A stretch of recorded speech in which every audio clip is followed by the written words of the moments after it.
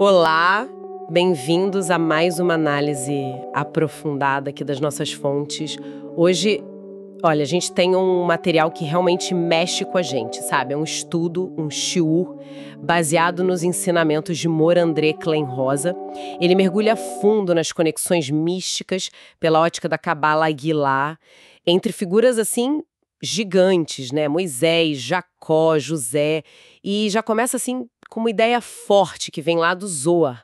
Nós, hoje, somos a geração do deserto que retornou.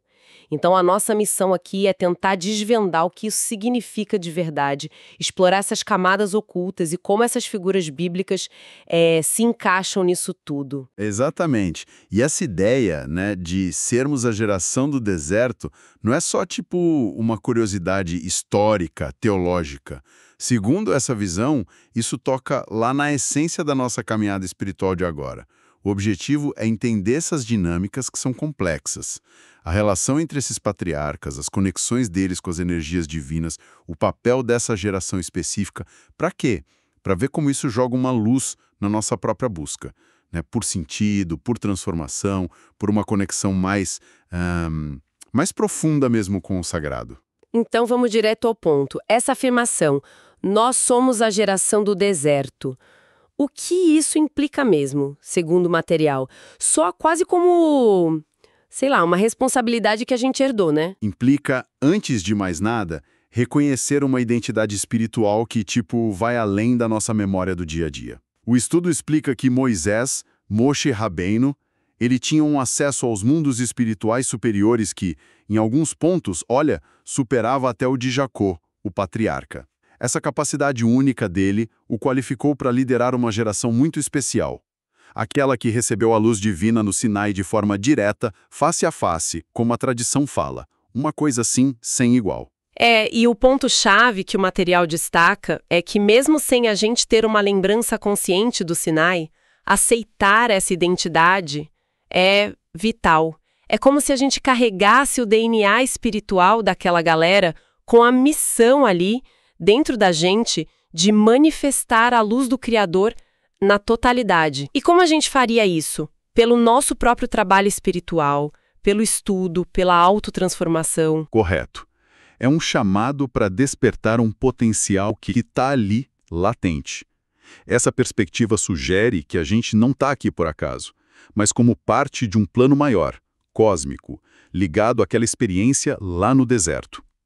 A ideia é que aquela geração não concluiu a tarefa, e nós, como se fôssemos as faíscas deles que voltaram, temos a chance e talvez a responsabilidade de continuar esse trabalho. Ok, isso já dá uma outra dimensão para a nossa vida, né? Mas como a Cabala, com toda aquela linguagem simbólica dela, estrutura essas relações? Entre Moisés, Jacó, José, essa geração. Como eles se conectam energeticamente falando? A Cabalá usa a árvore da vida, né? Com as sefirotes que a gente pode pensar como atributos divinos, emanações para mapear isso tudo. Imagina assim, 3 colunas de energia. A da direita é Hesed, a bondade, a expansão, e essa está ligada a Moisés. A da esquerda é Gevurá, o rigor, a restrição, conectada a Arão, o irmão de Moisés. E a coluna central, que busca o equilíbrio, é Tiferet, a beleza. E essa é a energia de Jacó. Só que a conexão não é só horizontal, tem uma linha vertical que é fundamental. Tiferet, que é Jacó, se conecta logo abaixo com Yesod, a sefirá da fundação. E Yesod é o canal, a ponte, associada a José. Pense em Yesod como um funil que deixa a energia equilibrada de Tiferet, de Jacó, fluir e se manifestar.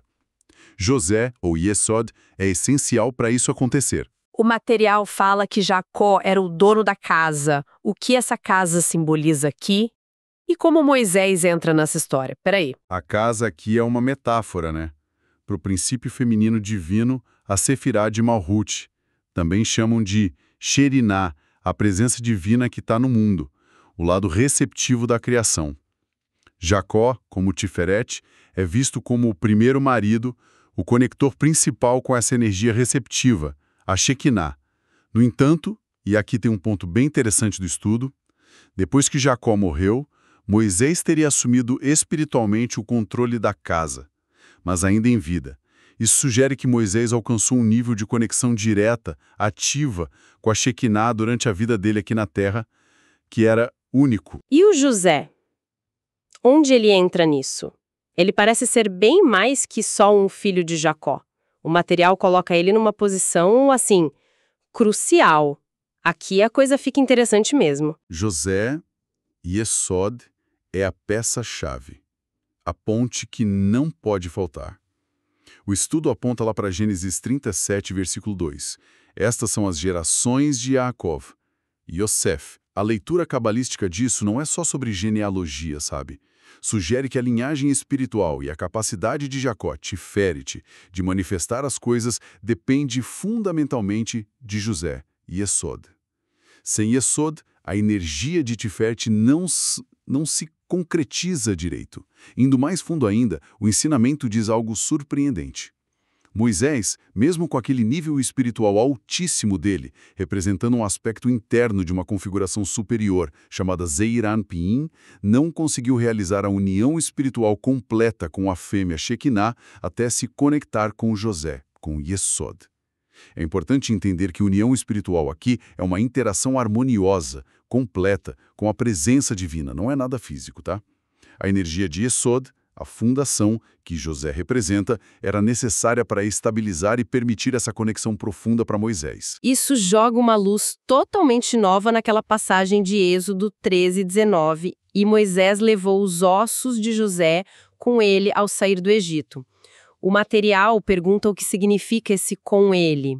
Por que era tão importante levar os ossos de José? A análise cabalista diz que os ossos simbolizam a essência espiritual de José que dura, sabe? A conexão dele com Yesod. O corpo espiritual, que seria Moisés, representando níveis mais internos da energia divina, precisava da aliança Yesod, a energia de José, que também tem a ver com o pacto, o Brit, para se unir de forma estável à fêmea, a Shekinah. Para simplificar, Moisés precisava da energia de José para aterrar a conexão com a presença divina e permitir que ela também saísse do exílio no Egito junto com o povo. Então, a ideia central é que Jacó, Moisés e José formam um trio que depende um do outro. Tanto Jacó, Tiferet, quanto Moisés, aquele aspecto interno superior, precisam de José e Yesod para conexão total com a Shekinah Malhut. Nenhum deles funciona sozinho nesse nível. É uma dinâmica espiritual a três. Exatamente. É uma interdependência funcional mesmo, para a luz se manifestar e a harmonia voltar. Cada um tem seu papel ali, insubstituível, nessa arquitetura cósmica que a Cabala descreve. Outro ponto que o material explora para mostrar essas conexões são as diferenças nos lugares onde eles foram enterrados. Jacó, José e Moisés tiveram destinos finais bem diferentes para os seus corpos. O que essas diferenças mostram sobre as funções espirituais deles?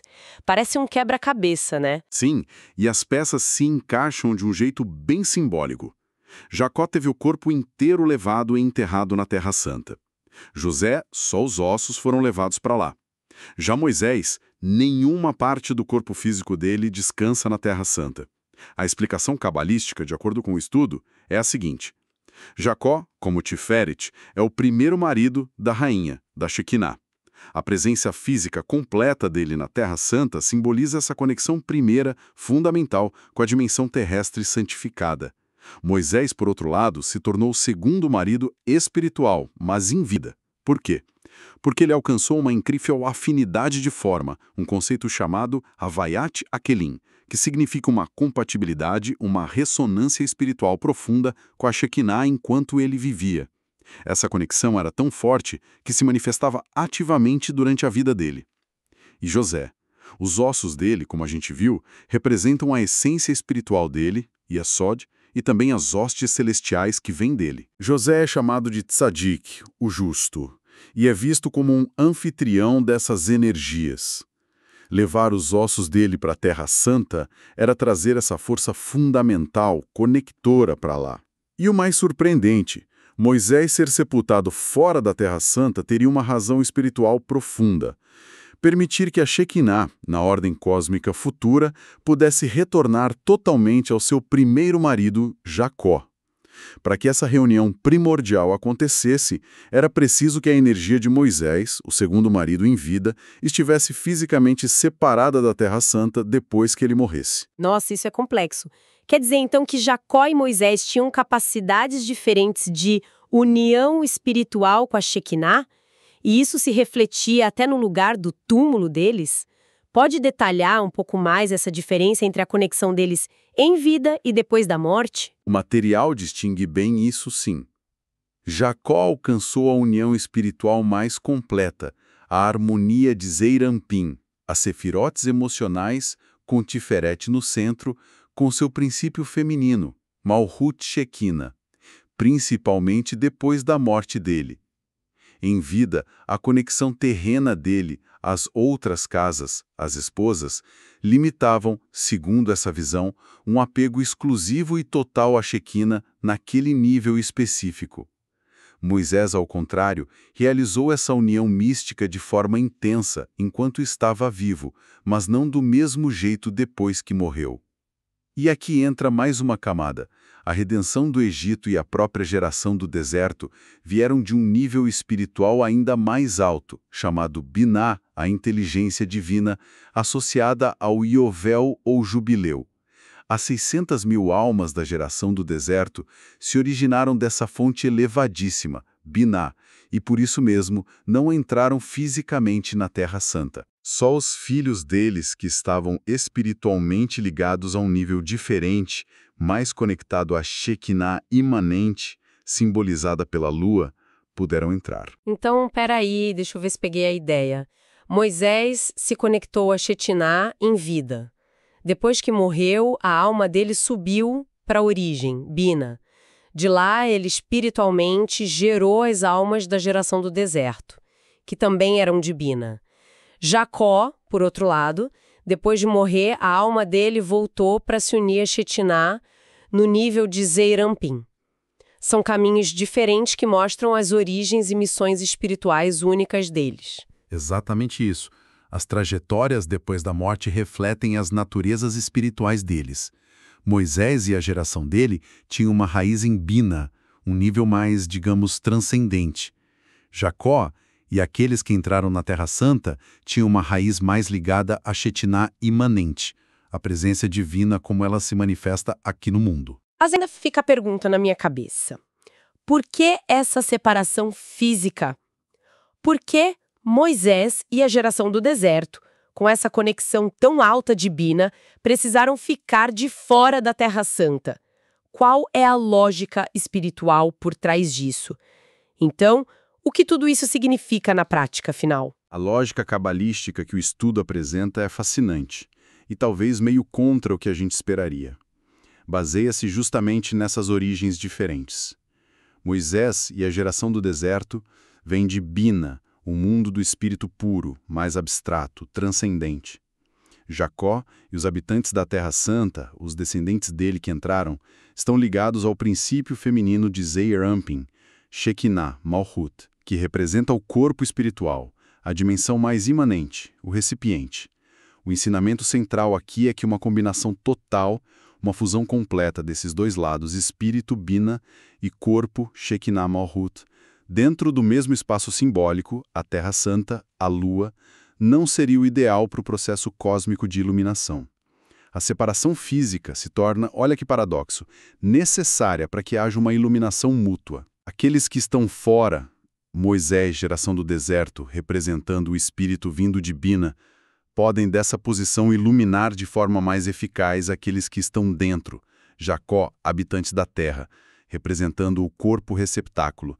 É como a mente, o espírito precisa de uma certa perspectiva para guiar e iluminar o corpo, sabe?